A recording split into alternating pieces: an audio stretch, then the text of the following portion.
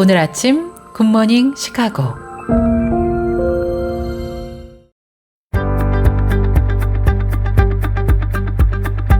청취자 여러분 안녕하세요. 4월 7일 월요일 굿모닝 시카고 데일리 뉴스 시작합니다.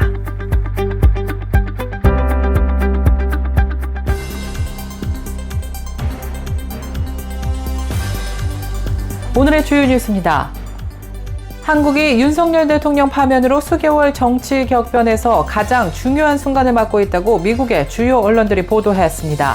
60일 내에 실시되는 대선에서는 민주당 이재명 대표가 분명한 선두주자로 부상해 있는 반면 국민의힘에서는 뚜렷한 후보가 없다고 미국의 언론들은 보도하고 있습니다.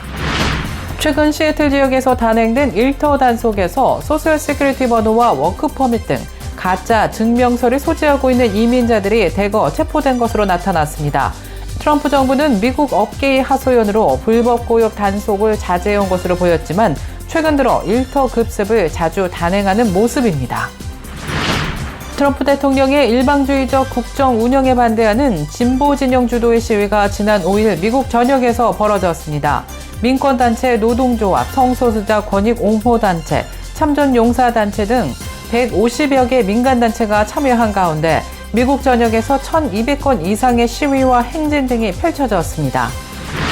짧은 동영상인 이른바 숏폼 콘텐츠가 젊은 청년들의 스마트폰 과의존 문제를 심화할 수 있다는 연구 결과가 나왔습니다. 과학기술정보통신부가 발표한 2024 스마트폰 과의존 실태조사 결과에 따르면 20대는 스마트폰 과의존 위험군 비율이 34%로 성인 연령대 가운데 가장 높으면서 그 원인은 숏폼 때문일 수 있다는 결과가 나왔습니다. 인공지능 AI가 오는 2033년까지 전 세계적으로 약 4조 8천억 달러 규모의 시장 가치를 형성할 것으로 전망되는 가운데 유엔은 AI가 전 세계 일자리의 40%에 영향을 줄 수 있으며 국가 간 불평등을 심화할 수 있다고 경고했습니다. 2025년 시카고 한인 여성회 봄정기 이사회가 지난 4월 3일 목요일 오후 6시 론트리 매너에서 80여 명이 참석한 가운데 성황리에 마무리됐습니다. 여성회 합창단의 봄봄봄과 바람의 노래를 시작으로 박순자 이사장의 인사말, 서기와 회계보고, 감사보고, 회장보고, 이어 각 부서의 보고가 이어졌습니다.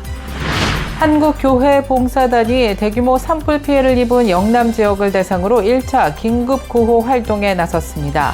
한국교회봉사단은 이번 산불로 피해를 입은 교회와 성도 가정을 직접 방문해 무너진 교회와 사택, 비닐하우스와 농기구 등으로 폐허가 된 현장을 점검하고 긴급 지원을 시작했습니다.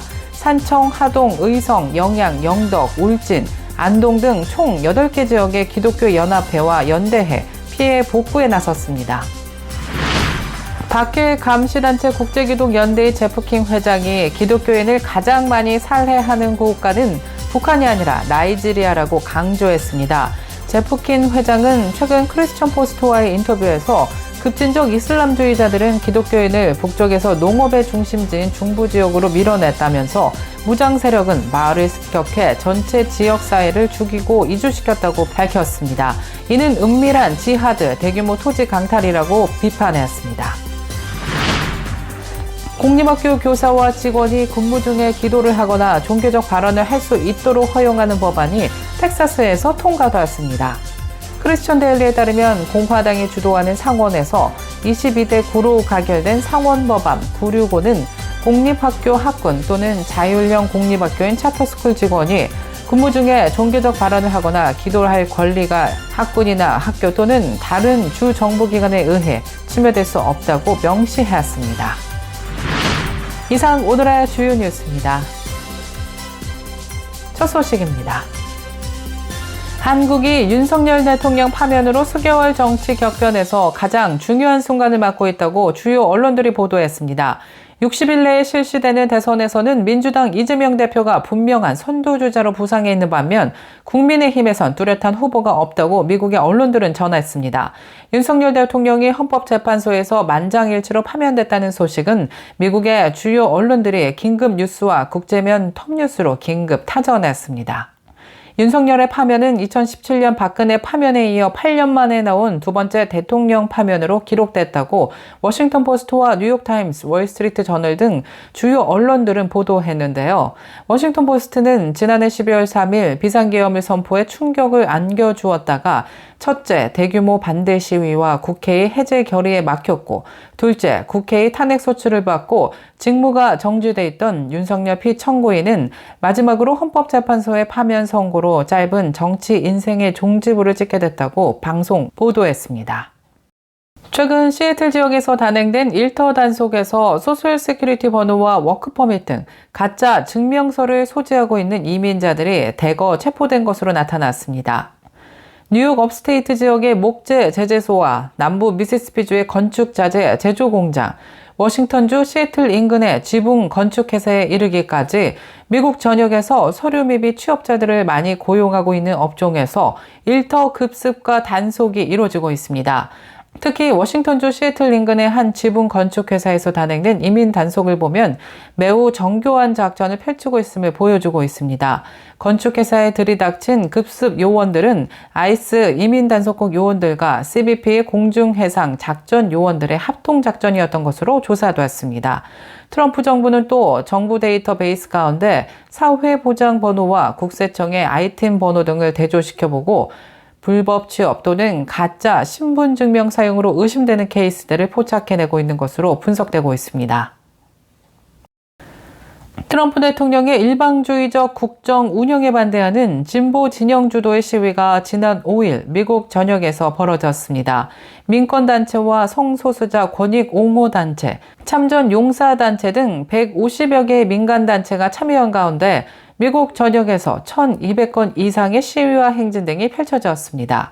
연방 공무원 대폭 감축 및 연방정부 조직 축소와 폐지, 보건 프로그램에 대한 예산 삭감, 대규모 관세 드라이브, 러시아에 대한 유화 기조 등 트럼프표 정책에 반대하는 이들의 목소리가 트럼프 임기 출범 2개월 만에 전국적으로 조직된 시위를 통해 분출되고 있습니다. 손을 떼라는 의미인 hands off가 이번 전국 시위의 타이틀이었습니다. 또 워싱턴 DC의 상징물인 워싱턴 기념탑 주변에서는 트럼프의 신흥 최측근으로부터 연방정부 구조조정을 주도하고 있는 일론 머스크, 테슬라 최고 경영자에 대한 반대 구호가 울려 퍼지기도 했습니다. 1분에서 5분 사이의 짧은 동영상인 이른바 숏폼 컨텐츠가 젊은 청년들의 스마트폰 과의존 문제를 심화할 수 있다는 연구 결과가 나왔습니다. 2024년 스마트폰 과의존 실태조사 결과에 따르면 20대는 스마트폰 과의존 위험군 비율이 34%로 성인 연령대 가운데 가장 높으면서 그 원인은 숏폼 때문일 수 있다는 연구 결과가 나온 것입니다. 연세대학교 바른 ICT 연구소가 한국지식경영학회 지식경영연구 최근호에 게재한 논문에 따르면 인스타그램 릴스와 유튜브 쇼츠 같은 숏폼 컨텐츠는 강한 중독성으로 인해 스마트폰의 과의존 문제를 야기할 수 있다고 말했습니다. 스마트폰 과의존은 스마트폰을 지나치게 사용함으로써 스마트폰이 생활 패턴에서 차지하는 비중이 현저하게 증가하고 있고 이를 조절할 능력이 감소해 우울, 수면질 저하 등 문제가 발생할 정도에 이른 것을 말합니다. 인공지능 AI가 오는 2033년까지 전 세계적으로 약 4조 8천억 달러 규모의 시장 가치를 형성할 것으로 전망되는 가운데 유엔은 AI가 전 세계 일자리의 40%에 영향을 줄 수 있고 국가 간 불평등을 심화시킬 수 있다고 경고했습니다. 유엔 무역개발회의가 4일 발표한 보고서에서 AI 기반 자동화의 이익은 자본에 유리하게 작용해 노동보다 기업에 더 많은 이익을 가져다 주고 있으며 이는 개발도상국의 저임금 노동 경쟁력을 약화시킬 수 있다고 우려했습니다. AI로 인한 실업과 불평등 문제는 IMF와 세계경제포럼 등도 이미 경고한 바 있습니다. 2025년 시카고 한인 여성회 봄 정기 이사회가 4월 3일 목요일 오후 6시 론트리 매너에서 80명이 참석한 가운데 성황리에 열렸습니다. 여성의 합창단의 봄봄봄과 바람의 노래를 시작으로 박순자 이사장의 인사말, 서기, 회계, 감사, 회장 보고와 각 부서 보고가 이어졌습니다. 이어서 8명의 신임 이사 인준이 있었습니다. 또 2026년 7월부터 임기를 시작할 차기 이사장 인준이 이어졌습니다. 차기 이사장에 인준된 고혜선 현 회장은 지금까지 함께 일한 여성의 임원 이사들의 도움을 많이 받았다면서 그런 사랑의 빚을 돌려주기 위해 열심히 하겠다는 소감을 전해왔습니다. 계속해서 교계 소식이 이어집니다. 한국교회 봉사단이 대규모 산불 피해를 입은 영남 지역을 대상으로 1차 긴급 구호 활동에 나섰습니다. 한교복은 이번 산불로 피해를 입은 교회와 성도 가정을 직접 방문해 무너진 교회와 사택, 비닐하우스와 농기구 등으로 폐허가 된 현장을 점검하고 긴급 지원을 시작해왔습니다. 산청과 하동, 의성, 영덕, 울진, 안동, 청송 등 총 8개 지역의 기독교 연합회와 연대회 피해 복구 협력에 나섰습니다. 또 8개 지역 기독교 연합회의 피해 조사를 위한 긴급 활동비로 각 200만 원씩 1차 지원했고 주말 동안 500만 원 상당의 생필품을 추가로 전달했습니다. 한교복은 현재 전소된 20여 개의 교회와 사택, 성도들의 주택 복구를 최우선 과제로 삼고 있는데요. 이를 위해 한국교회 전체가 협력해 줄 것을 요청하며 피해 교회와 이웃을 위한 모금 활동도 함께 전개하고 있습니다.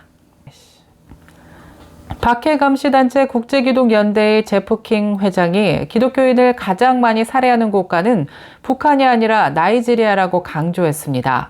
제프킹 회장은 최근 크리스천 포스트와의 인터뷰에서 급진적 이슬람주의자들은 기독교인을 북쪽에서 농업의 중심지인 중부 지역으로 밀어냈다고 말했습니다.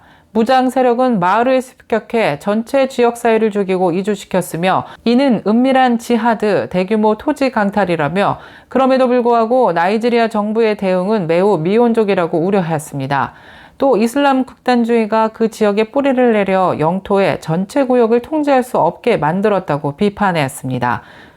이 지역들이 너무 외딴 곳이라 아이스를 막을 방법이 거의 없다면서 나이지리아를 넘어 아프리카 사헬 지역 전체를 휩쓸고 있는 더 광범위한 위기를 경고했습니다. 공립학교 교사와 직원이 근무 중에 기도를 하거나 종교적 발언을 할 수 있도록 허용하는 법안이 텍사스에서 통과되었습니다.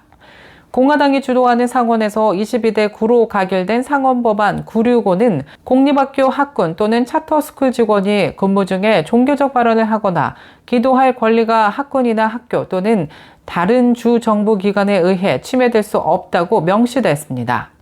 현재 텍사스법은 공립학교 학생들이 자발적으로 기도할 수 있는 권리를 보장하고 있습니다.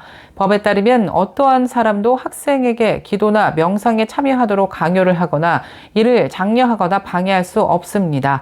텍사스 교육법은 매일 첫 수업이 시작되기 전 침묵의 시간을 마련할 수 있도록 규정하고 있으며 이 시간 동안 학생들은 자유롭게 성찰을 하거나 명상을 할 수 있습니다.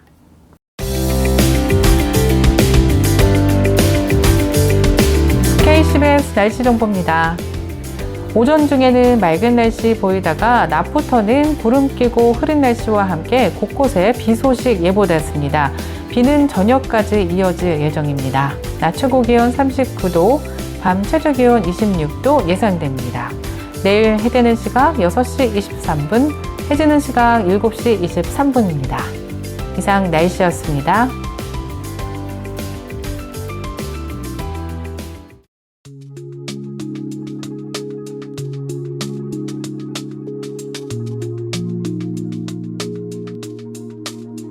굿모닝 시카고 월요일에 보내드린 뉴스를 마치겠습니다. 지금까지 진행의 아나운서 유정임이었고요. 저는 내일 이 시간에 더욱더 풍성하고 알찬 소식으로 다시 찾아뵙겠습니다. 오늘도 하나님의 은혜가 풍성한 하루 되시길 바라면서 청취해주신 모든 여러분 고맙습니다. 굿모닝 시카고 뉴스는 삶을 마무리하는 순간을 여러분과 함께합니다. 가장 저렴한 비용과 신뢰를 바탕으로 정성을 다하는 줄리심 장의사, 최신 학문과 기술 연마를 통해 최상의 치료로 보답하는 김강수 치과, 모든 보험을 원스톱으로 해결해드립니다. 한인사회를 위한 박상화 종합보험, 최고의 상품으로 소비자의 행복을 책임지는 영신건강 제공으로 함께합니다.